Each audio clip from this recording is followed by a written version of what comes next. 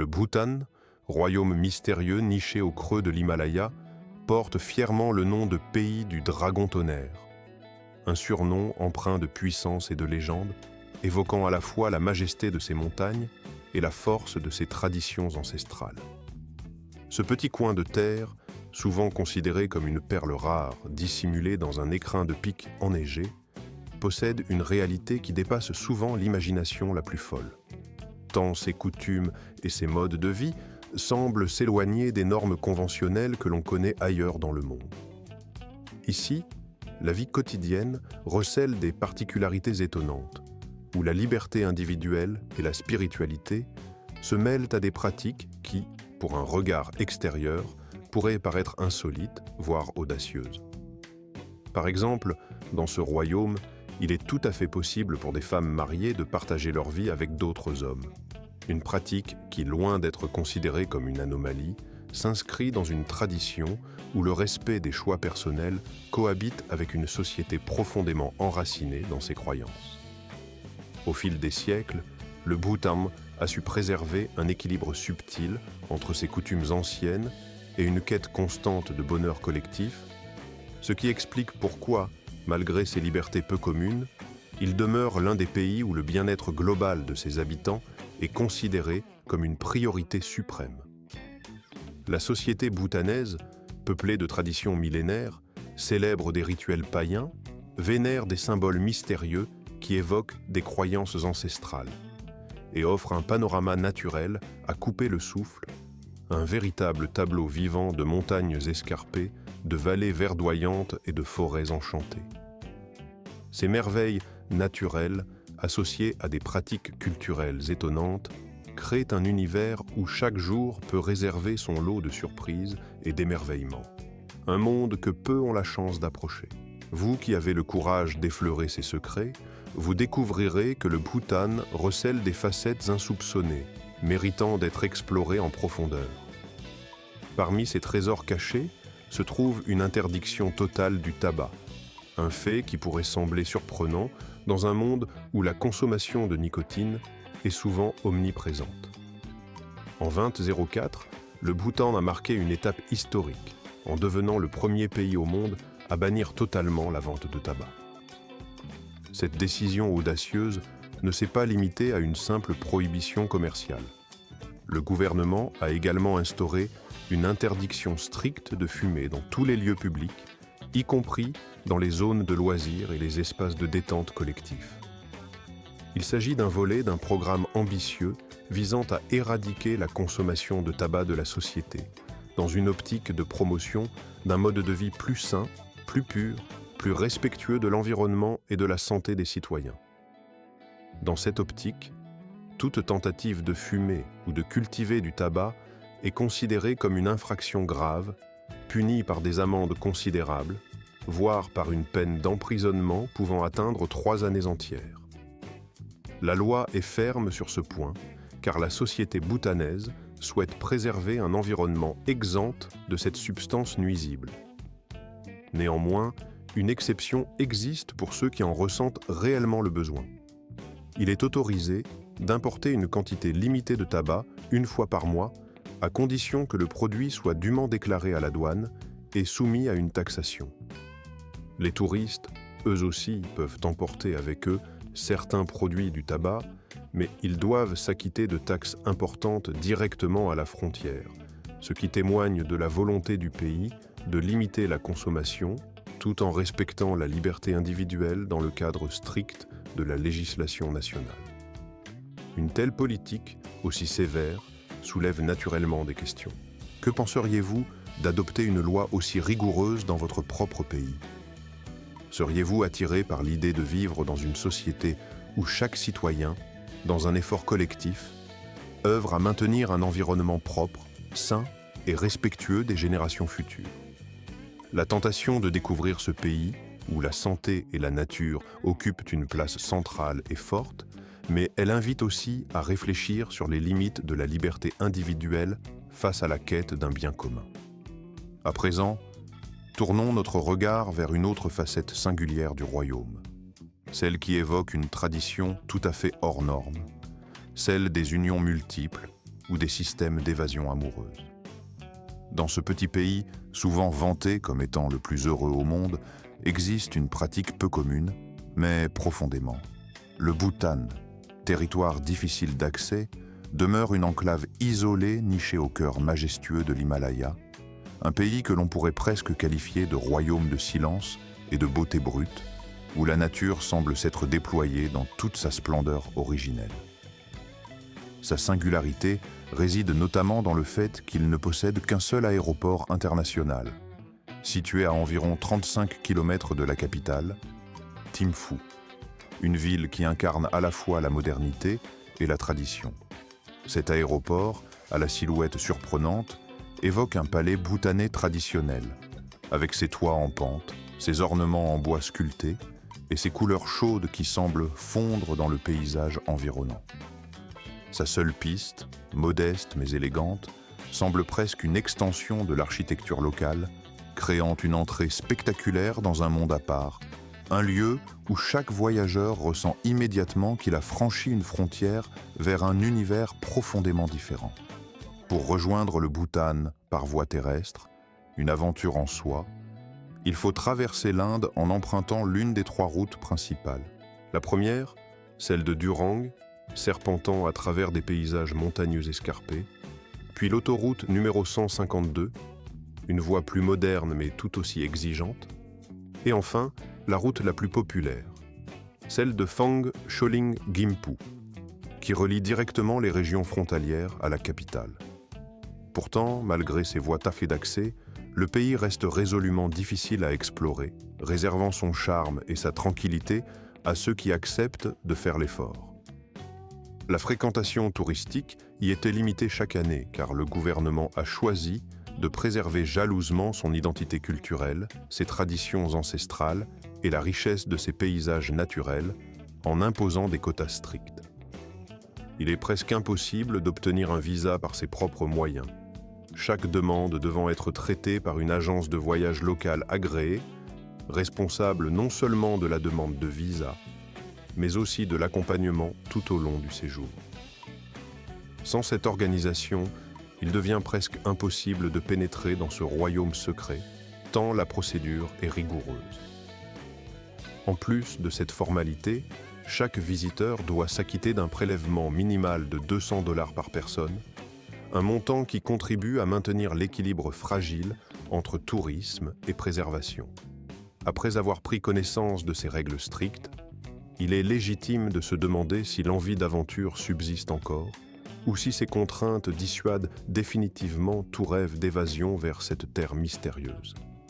Et si certains ont déjà eu la chance de fouler ces terres, ils n'hésitent pas à partager leurs impressions, leurs rencontres, leur émerveillement face à cette culture si enracinée, si authentique, si différente de tout ce qu'ils ont pu connaître ailleurs. Le numéro 22 évoque la présence omniprésente de toutes sortes de sels et de poivres. Au Bhoutan, le piment n'est pas simplement une épice, mais une véritable composante essentielle de la cuisine quotidienne, un ingrédient qui dépasse le simple rôle de condiment pour devenir un aliment à part entière. Dans presque toutes les maisons, on peut voir suspendus des faisceaux de poivrons séchés, conservés pour toute l'année, comme une réserve précieuse contre l'hiver ou pour faire face aux besoins culinaires quotidiens. Alors que dans de nombreux autres pays, le piment n'est utilisé qu'avec modération, comme un simple assaisonnement. Ici, il occupe une place centrale, au point que chaque plat semble incomplet sans sa touche piquante. Que ce soit dans le riz frit, les soupes, les ragoûts, ou même dans des salades fraîches, le poivre rouge et ses variantes colorées s'invitent partout, apportant leur saveur forte et leur intensité. La raison en est évidente. Le climat humide et froid de l'Himalaya oblige ses habitants à rechercher des aliments qui leur apportent chaleur et vigueur. Le piment, avec son goût brûlant, devient alors une solution naturelle, un remède culinaire qui stimule le métabolisme et aide à résister aux rigueurs de l'environnement. En réalité, il s'agit du légume le plus consommé dans tout le royaume, surpassant même les aliments de base traditionnels, ce qui témoigne de l'amour profond et sincère que les Bhoutanais portent à cette épice. véritable symbole de leur identité culinaire, un héritage transmis de génération en génération. Le numéro 21 révèle une facette étonnante du pays, le fait qu'il ne possède aucun feu de circulation. Parmi les curiosités qui font la singularité du Bhoutan, dans la tradition bhoutanaise, il est généralement considéré comme bien plus agréable et rassurant que l'ordre aux intersections soit maintenu par des agents de police, comme cela se pratique depuis des siècles. Cette pratique ancestrale, qui peut paraître inhabituelle ou même démodée pour certains, repose sur une confiance mutuelle et une organisation sociale qui ont traversé les âges. Imaginez un instant un pays où, en l'absence de feux de signalisation, les automobilistes, motorisés ou non, doivent faire preuve de vigilance et de courtoisie pour assurer la fluidité de la circulation. La question qui se pose est alors celle de la gestion de la circulation dans un tel contexte. Que penseriez-vous d'un pays qui aurait décidé, au lieu d'utiliser des signaux lumineux de couleur rouge ou vert, de privilégier la communication en temps réel entre conducteurs et piétons? Quelle serait votre opinion sur une société qui aurait choisi cette voie? Les habitants de cette nation, confrontés à cette organisation, doivent sans doute faire preuve d'une attention constante, d'une capacité à lire dans les gestes et les regards, et de patience. Ce choix, qui peut sembler archaïque ou désuet, reflète une philosophie de la coexistence harmonieuse, où la confiance est privilégiée sur la signalisation mécanique.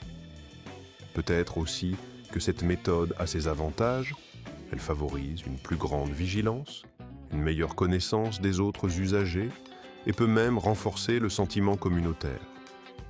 Quoi qu'il en soit, cette pratique, qui perdure depuis des générations, offre une perspective différente sur la gestion de la circulation, loin de la modernité artificielle des feux de circulation. Passons maintenant à une autre facette de la politique environnementale d'un petit pays dont la renommée dépasse largement ses frontières, le Bhoutan.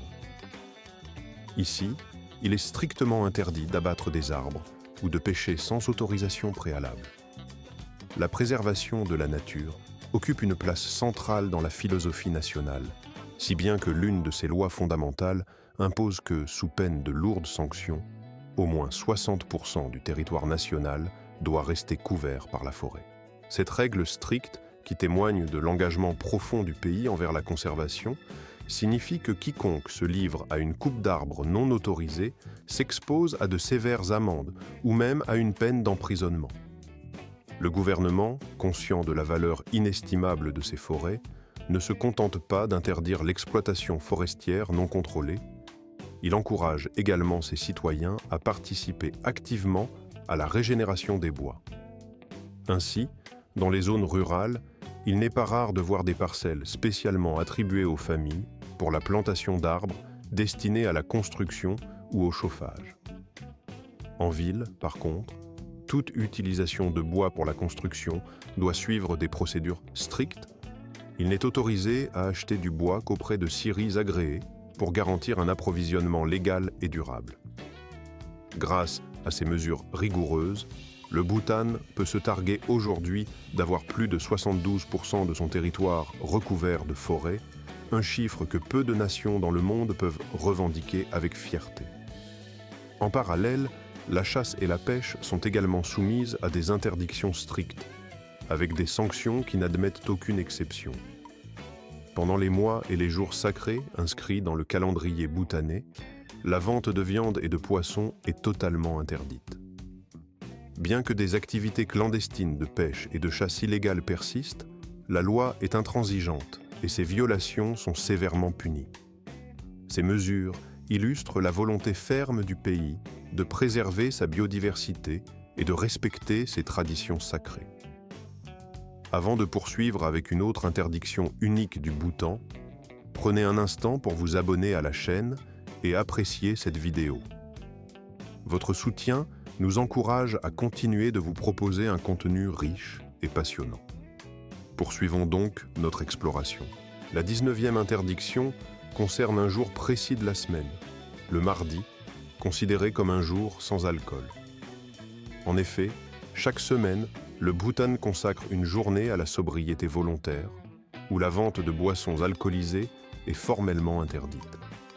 Cette règle, qui paraît simple en apparence, repose sur une tradition ancienne visant à favoriser la santé publique et à promouvoir la modération. Le mardi, tous les bars et établissements de vente d'alcool doivent cesser leur activité durant toute la journée. Malgré la popularité de la consommation d'alcool dans le pays, où l'on estime qu'en moyenne, chaque adulte consomme environ 8 litres et 47 centilitres d'alcool par an, dans ce pays où la passion pour l'alcool est profondément ancrée, il peut sembler paradoxal que la consommation d'alcool soit pourtant soumise à une interdiction aussi stricte. Une telle restriction ne trouve pas sa place dans une société où l'on célèbre souvent la convivialité et la joie de vivre autour d'un verre. Pourtant, cette règle stricte reflète peut-être la philosophie de vie pacifique, simple et équilibrée que prône la population bhoutanaise. Ce pays, classé numéro 18 dans le palmarès des nations les plus heureuses du monde, possède une identité singulière qui dépasse largement ses modestes ressources économiques. Le Bhoutan, niché dans le creux de l'Himalaya, est un petit royaume d'Asie du Sud, enclavé entre deux géants, l'Inde et la Chine. Malgré une économie fragile, où la pauvreté et le taux d'analphabétisme persistent encore dans certains coins reculés, ses habitants sont unanimement reconnus comme étant parmi les plus heureux de la planète. Ce bonheur apparent semble découler d'un amour sincère pour la nature, d'un patrimoine culturel riche et d'un mode de vie profondément enraciné dans la tradition. Le pays est caché dans un écrin de paysages naturels à couper le souffle, où chaque sommet, chaque vallée, chaque ruisseau semble témoigner d'une harmonie presque parfaite entre l'homme et la nature. L'air y est d'une pureté rare, l'environnement préservé, et la culture bhoutanaise ancienne et vibrante demeure un pilier de l'identité nationale. Ces éléments, combinés, créent un véritable royaume de paix, un lieu où la sérénité règne en maître. Les enquêtes récentes mettent en avant plusieurs facteurs qui expliquent la satisfaction profonde des Bhoutanais vis-à-vis de leur existence. La beauté spectaculaire des paysages, qui invite à la contemplation et à la méditation, joue un rôle central. La fierté nationale, alimentée par un sentiment d'appartenance et de continuité culturelle, nourrit aussi le bonheur collectif. Enfin, l'esprit communautaire, cette solidarité chaleureuse et sincère qui unit les habitants, contribue à une harmonie sociale rare. La majorité de la population adhère au bouddhisme, une religion qui prône la compassion, la paix intérieure et la recherche de l'équilibre spirituel. La pratique du végétarisme est également courante, en accord avec cette philosophie de non-violence et de respect envers tous les êtres vivants. Le gouvernement et le leadership s'inscrivent dans cette vision de sagesse et d'altruisme, s'appuyant sur la philosophie du karma. Les dirigeants vivent selon ces principes, prônant la souffrance comme une étape nécessaire à la croissance spirituelle, tout en encourageant l'altruisme et le souci collectif. Cette philosophie de vie favorise un climat d'harmonie et de cohésion sociale. Quelle surprise ce pays peut-il encore réserver? La réponse réside peut-être dans l'absence quasi totale de criminalité et de discrimination, souvent liées à des divisions sociales ou économiques dans d'autres sociétés. La gentillesse et la simplicité des gens sont telles que même un prince peut jouer au football avec des enfants dans la rue sans aucune barrière hiérarchique ou protocolaire. Tout cela concourt à une société où règne une paix intérieure profonde, une société qui rayonne de joie, d'authenticité et d'harmonie. Un mode de vie si singulier qu'il ne cesse d'attirer l'intérêt et l'admiration des voyageurs du monde entier, toujours désireux de découvrir cette utopie tranquille. Passons maintenant à la richesse exceptionnelle de la flore et de la faune du Bhoutan, qui constitue l'un des trésors fondamentaux de ce pays. La biodiversité y est d'une richesse et d'une diversité remarquables, véritable miroir de l'écosystème unique de l'Himalaya. Ce territoire reste en grande partie préservé, conservant presque intact son environnement naturel d'origine. La faune locale abrite des espèces rares et précieuses, telles que le tigre du Bengale, le léopard, l'ours ou encore la chèvre de montagne. Mais ce qui fascine surtout, ce sont les cerfs aux cornes acérées, qui évoluent dans cet environnement sauvage et préservé. La chasse aux animaux sauvages y est considérée comme un crime grave, une infraction punie avec la plus grande sévérité. Par exemple, tuer une grue à cou noir, symbole de majesté et de pureté, peut entraîner une peine de réclusion à perpétuité. Cette rigueur stricte témoigne de l'engagement du Bhoutan envers la protection de sa biodiversité exceptionnelle. C'est précisément cette politique stricte de conservation qui fait du Bhoutan une destination privilégiée. Dans cette contrée montagneuse, nichée entre l'Inde et la Chine, un pays où l'on respire la quiétude et où la vie semble s'écouler au rythme d'une sagesse ancienne, l'absence de sans-abri, de soins médicaux payants ou d'écoles payantes représente une réalité tangible et profondément inscrite dans la structure même de la société. Le sans-abrisme n'est pas une plaie ouverte, comme il le devient dans tant d'autres nations, même parmi celles qui se targuent d'être les plus avancées sur le plan économique ou technologique. Dans cette petite nation, presque oubliée de la course effrénée à la modernité, il est pratiquement impossible de croiser des individus errant dans la rue, sans domicile ni refuge, ou de voir des familles se déplacer dans leur propre environnement sans un toit pour se protéger. La différence fondamentale réside dans la philosophie qui guide le pays. Si un citoyen perdait un jour son habitation, il pourrait, sans aucune difficulté, s'adresser directement au roi en personne pour solliciter un soutien. En quelques instants, il recevrait un terrain, un espace pour ériger une nouvelle maison et repartir à zéro, comme une seconde chance offerte par la royauté et la communauté. La République ou la démocratie, n'étant pas ici la seule garante du bien-être, le chef d'État, en l'occurrence le roi, joue un rôle central dans la protection de ses sujets, assurant que personne ne se trouve abandonné dans la détresse. Par ailleurs, le gouvernement de cette nation s'engage à offrir à chaque citoyen un accès gratuit à l'éducation et aux soins médicaux.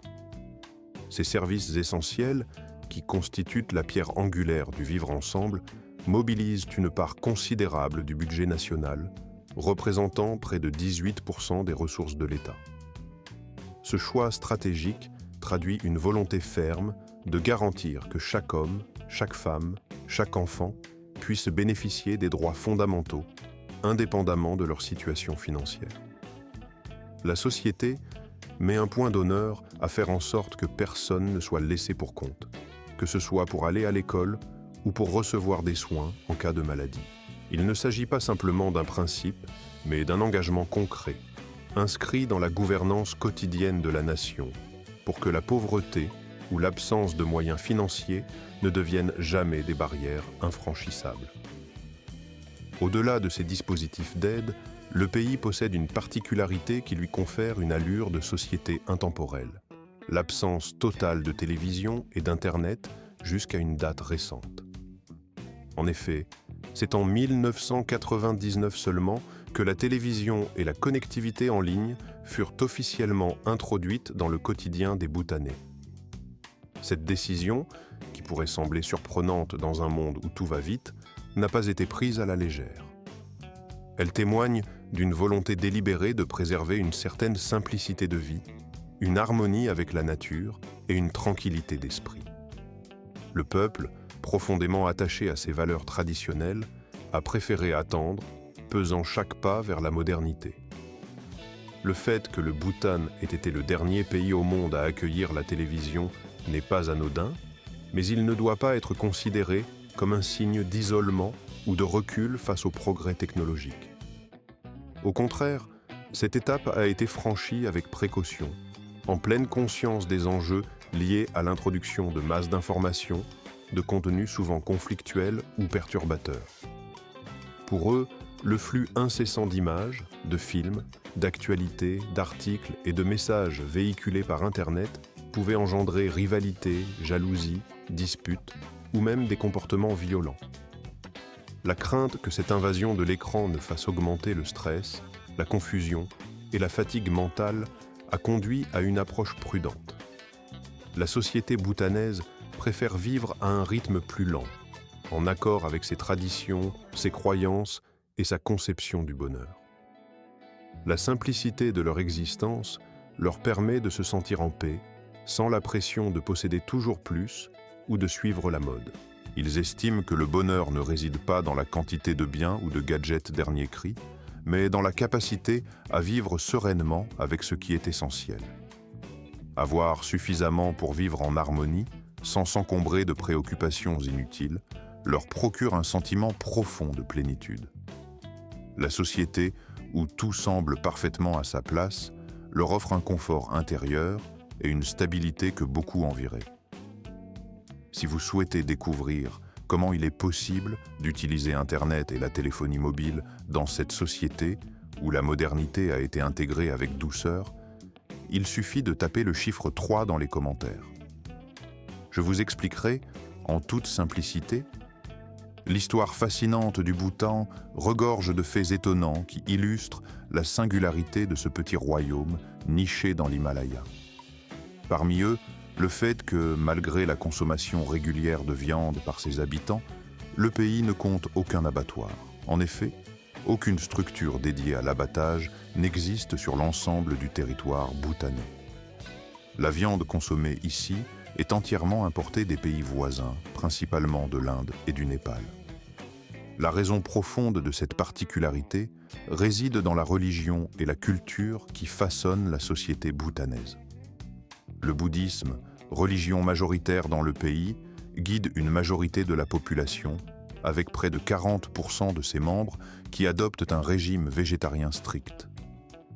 La mise à mort volontaire d'animaux est formellement interdite, sauf en cas de décès naturel. Même les éleveurs ne peuvent abattre leurs propres bêtes, car tuer des animaux n'est pas seulement une question de législation, mais une véritable valeur morale profondément ancrée dans la culture locale. Cette interdiction est renforcée par des périodes où la vente de viande est suspendue, notamment lors de certains mois ou de jours fériés importants, en signe de respect et de compassion envers la vie animale. Ce respect scrupuleux témoigne de l'engagement sincère du Bhoutan à préserver la paix intérieure, à promouvoir le bonheur et à préserver ses valeurs spirituelles. La tradition, en ce sens, reflète une harmonie exceptionnelle entre les êtres humains et la nature, inscrite dans la philosophie du pays. Dans la capitale, Thimphu, un autre fait surprenant révèle la profonde harmonie qui règne entre les habitants et leur environnement. Il y a en effet plus de chiens errants que de voitures en circulation dans les rues de cette ville haute en couleurs. Ces chiens, souvent visibles dans les ruelles étroites, les places publiques ou même dans les zones les plus fréquentées, vivent en toute liberté et en toute tranquillité. Leur présence n'est pas perçue comme une nuisance, mais plutôt comme une partie intégrante du paysage urbain. La tradition bouddhiste, qui imprègne la mentalité des citoyens, empêche toute forme de maltraitance ou de chasse aux chiens errants. Au contraire, ils sont traités avec compassion, souvent nourris par des habitants qui leur laissent des restes de nourriture lorsqu'ils quittent leur domicile.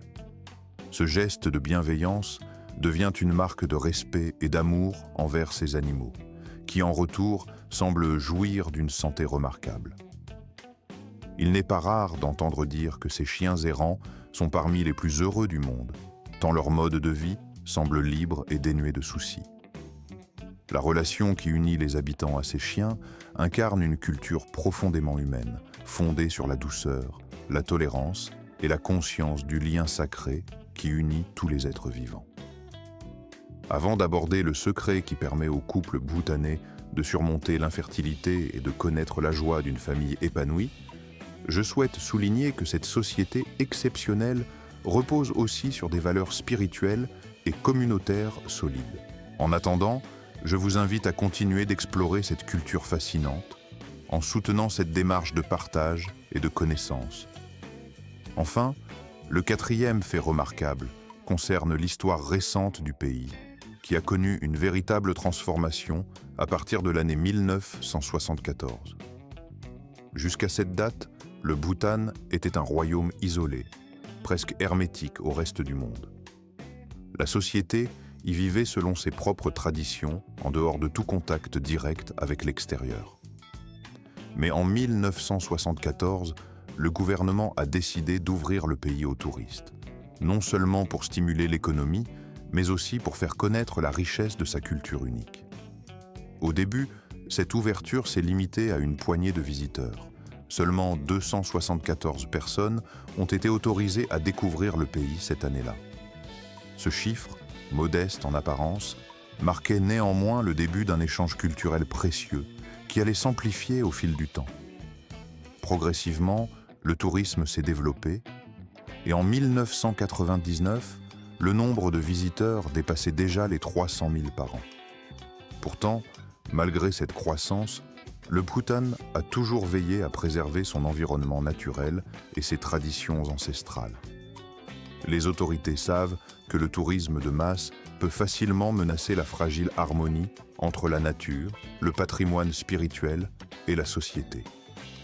Ainsi, elles ont instauré des politiques visant à contrôler le flux de touristes, afin que ce dernier reste compatible avec la protection des paysages, des sites sacrés et des pratiques. En Dve Tisicitvatsatri, une nouvelle philosophie de voyage a été instaurée, baptisée High Value, Low Impact, ou Haute Valeur, Faible Impact.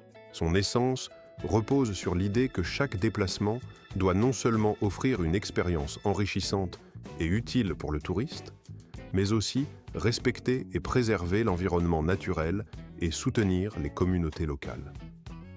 Dans le cadre de cette initiative, chaque dollar dépensé par un voyageur qui alimente directement le programme GNH, un système d'indicateurs visant à mesurer le bonheur national, permet d'évaluer plusieurs dimensions du bien-être collectif. Il ne s'agit pas uniquement de compter la croissance économique, mais aussi de mesurer le niveau de satisfaction, la santé, l'éducation, la qualité de vie globale, ainsi que l'état de l'environnement. GNH se présente comme une méthode d'évaluation beaucoup plus sophistiquée qu'un simple indice de produit intérieur brut, car elle considère aussi bien le confort matériel que la richesse culturelle, la gestion des ressources, des connaissances, la santé physique, les valeurs spirituelles, l'équilibre entre vie professionnelle et vie personnelle, ainsi que la symbiose avec la nature environnante. Ce concept trouve ses racines dans une vision profondément humaniste incarnée par le roi Jigme Singye Wangchuk, qui, des Odna Tissecha Devatsot Semdesiat-Dva, affirmait que pour le Bhoutan, le bonheur national était supérieur à la simple production matérielle. Il soulignait ainsi la priorité d'une vie harmonieuse, où la prospérité intérieure et la paix intérieure priment sur la croissance économique brute. Curieusement, dans ce pays, il est rare de voir des panneaux publicitaires envahir les rues, remplacés plutôt par des inscriptions inspirantes, conçues pour encourager la réflexion et la paix intérieure. La vie, selon cette philosophie, est un voyage continu, une marche à suivre dans laquelle il faut laisser la nature nous guider, même si cela peut parfois provoquer quelques désagréments. Cette vision se manifeste dans la vie quotidienne des Bhoutanais, qui vivent en harmonie avec leur environnement et valorisent la simplicité et l'authenticité. Les autorités espèrent que les visiteurs, en parcourant ce pays, ressentiront cette même paix intérieure et ce sentiment de bonheur profond.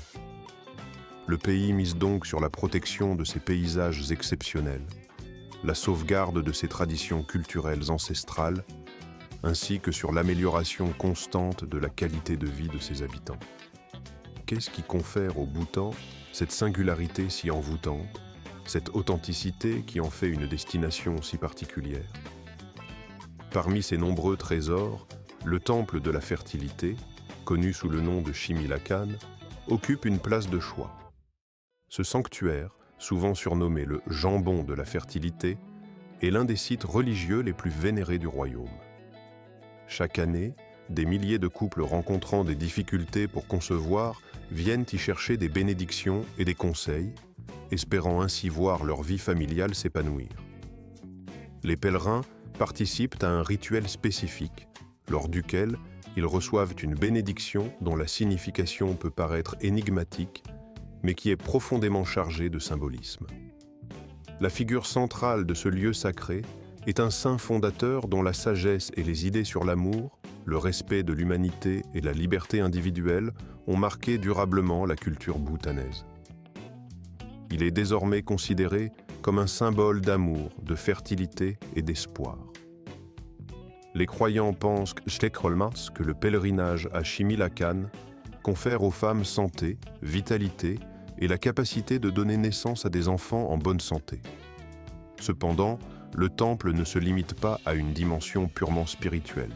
Il constitue également un lieu d'émerveillement culturel, une étape incontournable pour découvrir la richesse de la tradition bhoutanaise et l'harmonie qui peut exister entre l'homme et la nature. En traversant les champs de riz verdoyants ou en gravissant la colline qui surplombe la vallée, les visiteurs ont l'impression de pénétrer dans un monde plus simple, plus sincère, où chaque geste, chaque regard semble imprégné d'authenticité. La relation entre l'homme et son environnement est ici palpable, presque tangible dans l'atmosphère lumineuse et vibrante qui émane de ce lieu. Tout paraît plus vivant, plus naturel, comme si la barrière entre l'humain et la nature s'était effacée. L'idée de toucher à cette magie, de ressentir cette harmonie profonde, peut séduire tout voyageur en quête d'authenticité. En ce qui concerne l'infrastructure ferroviaire, le Bhoutan fait partie des rares nations au monde à ne pas disposer d'un réseau de chemins de fer. La raison principale réside le relief chaotique et escarpé de l'Himalaya, ainsi que l'isolement géographique du royaume, expliquent en grande partie pourquoi le réseau de transport du pays s'est développé selon une configuration particulière. La construction de voies ferrées dans cette région aurait nécessité des projets d'ingénierie d'une envergure exceptionnelle, impliquant des investissements colossaux et des défis techniques insurmontables. Une telle entreprise aurait été non seulement difficile à réaliser, mais aussi financièrement prohibitive, ce qui rendait son projet pratiquement irréalisable dans le contexte local. En conséquence, la majorité des déplacements se font aujourd'hui par voie routière, à bord de voitures individuelles ou par le biais d'un réseau autoroutier soigneusement entretenu et constamment amélioré. Pourtant, cette absence de chemin de fer n'a point constitué un obstacle insurmontable à la croissance et au développement durable de la nation. Au contraire, cette configuration a permis de préserver précieusement le tissu naturel du pays. La réduction des grands travaux de construction a permis de limiter la déforestation, de maintenir la qualité de l'air et de conserver intacts les magnifiques paysages qui font la fierté du Bhoutan. Le gouvernement, soucieux de maintenir cette harmonie avec la nature, veille à l'entretien régulier et à l'amélioration continue de son réseau routier.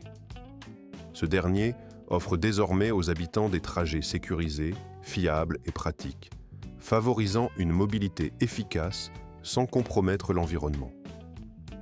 La faiblesse apparente de l'absence de chemin de fer n'est en réalité pas une faiblesse, mais une illustration de la philosophie de développement propre à ce pays. Ici, la priorité n'est pas uniquement la croissance économique, mais aussi la recherche du bonheur collectif et de la qualité de vie. La mesure du succès ne se limite pas aux chiffres du produit intérieur brut, mais intègre des indicateurs plus humains, comme le bonheur national brut, qui guide chaque décision politique. L'année 1999 marque un tournant dans la politique environnementale du Bhoutan avec l'adoption d'une interdiction des sacs en plastique sur l'ensemble du territoire. Cette initiative audacieuse, qui représentait un véritable saut en arrière dans la lutte contre la pollution, a rencontré de nombreuses difficultés au départ. Les citoyens, peu habitués à vivre sans ces sacs jetables, se sont retrouvés face à un manque d'alternatives pratiques et accessibles. La transition vers des solutions écologiques ne s'est pas faite du jour au lendemain, et les premiers essais ont été marqués par des résistances et des incompréhensions. Cependant, la volonté politique et la détermination du peuple ont permis de ne pas abandonner cette démarche. 2 années plus tard, en 2005, puis en 2009, l'interdiction a été réaffirmée, accompagnée d'un renforcement des mesures pour en garantir l'application. La véritable avancée est survenue en 2018, lorsque la législation a été durcie et que l'accent a été mis sur le remplacement des sacs en plastique par des objets respectueux de l'environnement. La priorité a été donnée à l'usage de sacs en tissu, de paniers tissés à la main ou d'autres substituts artisanaux, conçus pour durer dans le temps tout en respectant la nature. La persévérance du Bhoutan dans cette lutte contre la pollution plastique en fait un véritable pionnier mondial. Ce petit pays, souvent considéré comme modeste dans ses moyens, a su faire preuve d'un engagement exemplaire pour préserver ses montagnes, ses forêts et son air pur. Il offre ainsi une leçon précieuse au monde entier, montrant qu'une volonté ferme et une détermination sincère peuvent faire toute la différence dans la protection de l'environnement. À travers cette expérience, la question se pose avec acuité. Quelles leçons le reste du globe peut-il tirer de l'exemple bhoutanais ? Et dans votre vie quotidienne, comment gérez-vous la question des déchets plastiques ? Quelles habitudes adoptez-vous pour réduire votre impact environnemental ? Vos réflexions et expériences sont autant de témoignages précieux à partager dans les commentaires, afin d'encourager chacun à faire sa part.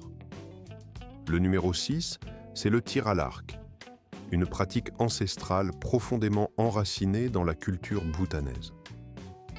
Parmi toutes les passions qui animent les habitants, il n'en existe guère de plus cher que cette discipline, que l'on aime autant que l'on aime la personne qui en est la figure centrale, leur roi.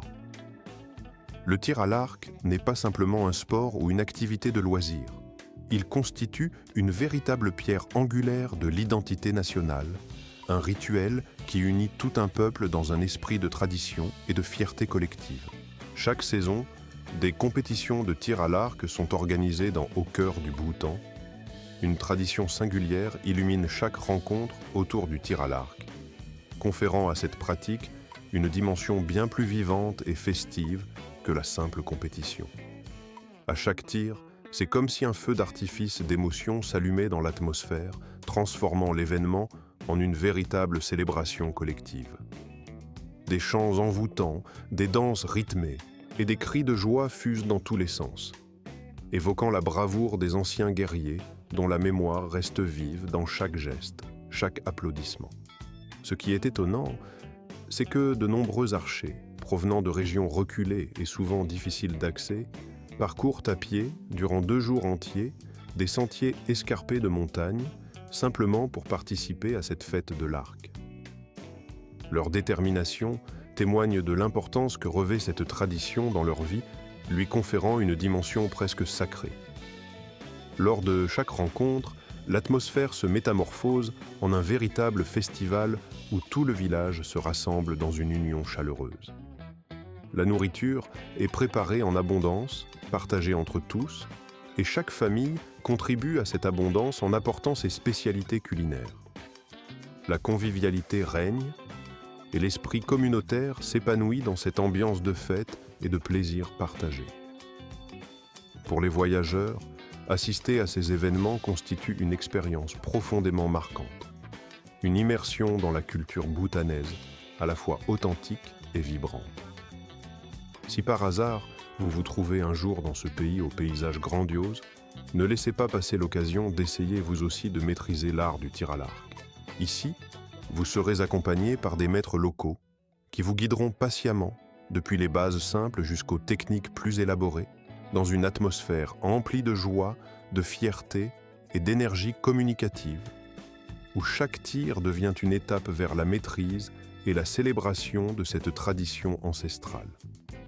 Au-delà de cette ferveur sportive, le Bhoutan raconte aussi l'histoire d'un amour royal qui a traversé les siècles pour devenir l'un des plus beaux contes de la monarchie moderne.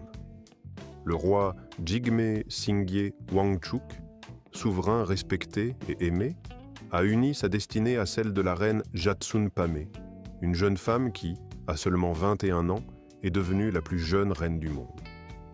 Leur mariage, célébré avec faste et émotion, s'est rapidement élevé au rang de symbole national, incarnant l'amour sincère et la fidélité profonde, des valeurs chères aux Bhoutanais. À la fois modèle et source d'inspiration, cette union a rempli le cœur de la nation d'une fierté immense. Il est d'autant plus remarquable que, conformément à la tradition bhoutanaise, le roi aurait pu choisir d'avoir plusieurs épouses, comme le permet la loi, mais il a publiquement déclaré qu'il ne resterait fidèle qu'à une seule personne, la reine Jatsun Pamé. Une déclaration qui a été accueillie avec admiration, car peu de monarques ont fait le choix d'un amour exclusif et durable dans l'histoire. Leur relation s'est épanouie comme un véritable conte de fées, débutant dans l'innocence et la magie de l'enfance. La première rencontre eut lieu lorsque Jatsun Pamé n'avait que 7 ans, et le prince, âgé de 17 ans, lui fit une impression immédiate. La petite fille, pleine de spontanéité, courut vers lui, le serra dans ses bras et lui déclara avec assurance qu'un jour elle l'épouserait. Ce moment d'innocence, chargé de promesses et d'émotions pures, fait sourire tous ceux qui en connaissent l'histoire, en rappelant que l'amour peut naître dans des circonstances aussi inattendues qu'exceptionnelles. Est-ce que cette histoire royale a modifié votre regard sur l'amour? Si cette chronique vous a touché, n'oubliez pas d'en garder le souvenir et d'y réfléchir en partageant vos pensées dans les commentaires si cela vous inspire. Les habitants du Bhoutan ont aussi pour coutume de porter fièrement leurs vêtements traditionnels, vêtements qui ne se limitent pas à une simple parure lors des fêtes, mais qui fait partie intégrante de leur quotidien. Imaginez-vous déambulant dans les rues de ce pays, où les costumes traditionnels sont omniprésents, visibles aussi bien lors des jours de célébration que dans la vie de tous les jours. Les hommes, notamment, portent ce qu'on appelle le go, une longue robe ou une robe d'okolène, qui est l'un des symboles culturels les plus anciens. Dans le cœur même de la vie quotidienne, cette pratique ne se limite pas aux adultes, car elle imprègne également l'univers scolaire à travers tout le pays. Chaque matin, les écoliers revêtent avec fierté leurs vêtements traditionnels, ces robes et costumes chatoyants qui forment une mosaïque vivante de couleurs, de motifs et de textures, illuminant les rues d'une lumière chaleureuse et vibrante.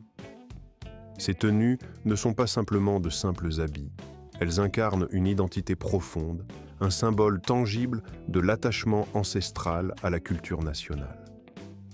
Leur port quotidien constitue une déclaration silencieuse mais puissante de leur fierté collective, une manière de porter haut les valeurs et l'histoire de leur pays.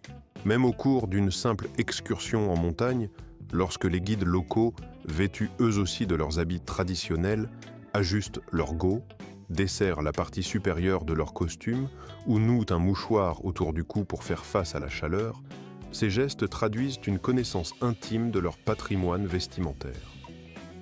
La complexité de ces vêtements ne se limite pas à leur apparence extérieure.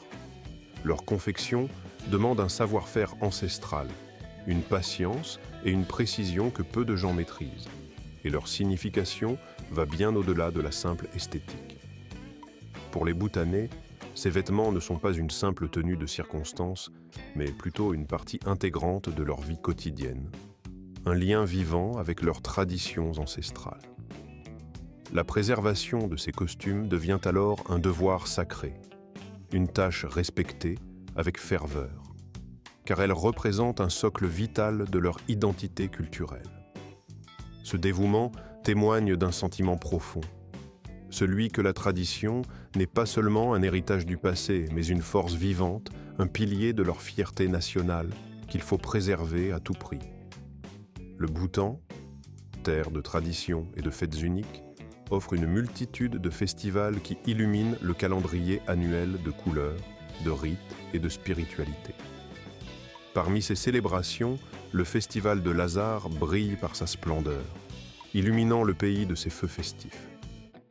C'est la fête la plus éclatante, une période où le réveillon du Nouvel An est célébré avec un enthousiasme débordant, aussi bien au Bhoutan qu'au Tibet. À cette occasion, les habitants vêtus de leurs costumes traditionnels resplendissent de couleurs vives, déployant une palette de teintes éclatantes qui se mêlent dans un ballet de tissus et de motifs. La joie déborde dans les rues, où les spectacles sont autant de manifestations de bonheur que d'expressions culturelles. La danse, le chant et même la dramatique reconstitution de batailles légendaires entre le bien et le mal rythment ces moments d'allégresse, conférant à la fête une dimension à la fois ludique et spirituelle. Ces rituels ne se limitent pas à la simple diversion. Ils constituent une composante essentielle de la vie religieuse et spirituelle des Bhoutanais, un moyen d'honorer leurs croyances et de renforcer leur cohésion sociale. Un autre festival tout aussi emblématique est celui de Keshu, célèbre pour sa danse Cham, une tradition exclusivement masculine. Seules des figures masculines vêtues de costumes sacrés participent à cette danse mystique, qui n'est pas seulement une performance artistique, mais une véritable méditation en mouvement. La danse Cham, à la fois rituelle et symbolique, reflète les valeurs morales profondes et narre des histoires qui ont façonné l'esprit collectif du peuple bhoutanais. Elle sert aussi de voie de méditation, permettant aux participants de se concentrer, de se purifier et de se connecter à leur spiritualité intérieure. Parmi ces célébrations, il en est une qui fascine tout particulièrement, celle du festival Jampalak Andrup, un événement mystérieux qui débute à minuit précis. À cette heure tardive, des danseurs masqués, au visage dissimulé derrière des masques traditionnels, entament une chorégraphie énigmatique. Leur action, silencieuse mais chargée de symbolisme, consiste à souffler sur des tambours anciens, croyant fermement que ce rituel a le pouvoir de chasser les mauvais esprits et de purifier l'atmosphère. La mystique de cette cérémonie, mêlée à l'atmosphère nocturne, en fait l'un des moments les plus attendus et respectés de l'année au Bhoutan. Si une occasion venait à se présenter de visiter ce pays enchanteur, il serait impératif de ne pas manquer ces festivals, car ils offrent une immersion profonde dans un univers où couleurs, spiritualité et tradition se conjuguent pour laisser des souvenirs impérissables.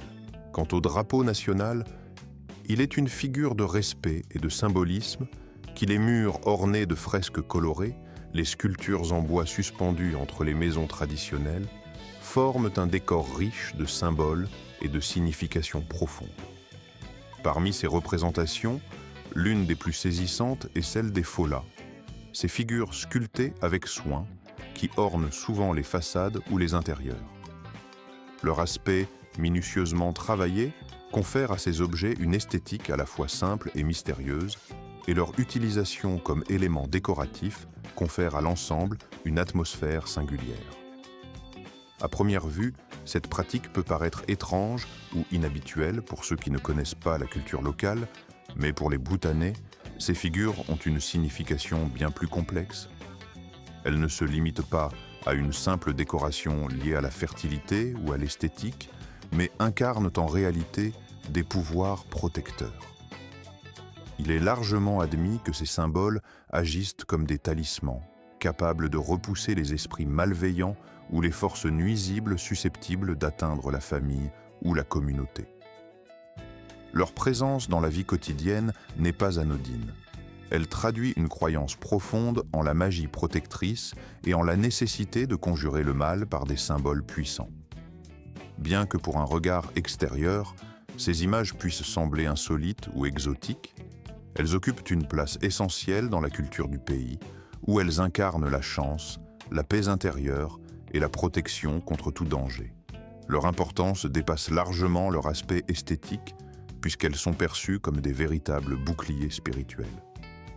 Que pensez-vous de cette tradition si particulière, qui mêle art, croyance et superstition dans un même geste? N'hésitez pas à partager votre avis dans les commentaires, car votre point de vue enrichit la réflexion collective. Ce n'est pas seulement une question de curiosité, mais aussi de compréhension interculturelle.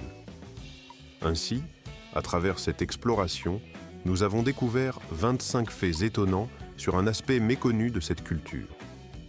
Parmi eux, celui qui m'a le plus marqué concerne la rigueur avec laquelle le pays protège son environnement. Ces mesures strictes, souvent dictées par un profond respect de la nature, contribuent à faire du Bhoutan l'un des pays les plus heureux au monde. Leur engagement en faveur de la préservation écologique est une véritable source d'inspiration. J'espère que vous avez apprécié cette immersion dans la culture bhoutanaise. Si tel est le cas, n'oubliez pas de cliquer sur le bouton « J'aime » et de vous abonner à la chaîne pour ne pas manquer nos prochaines vidéos. Votre soutien est précieux. Il nous permet de continuer à produire un contenu toujours plus enrichissant et captivant. Pensez également à regarder les vidéos qui s'afficheront à l'écran. Elles sont sélectionnées spécialement pour vous et je suis convaincu que vous y trouverez un grand intérêt. Enfin, n'hésitez pas à laisser un commentaire pour nous indiquer le pays que vous aimeriez découvrir lors de nos prochaines explorations. Merci infiniment d'avoir suivi cette vidéo et à très bientôt pour de nouvelles aventures.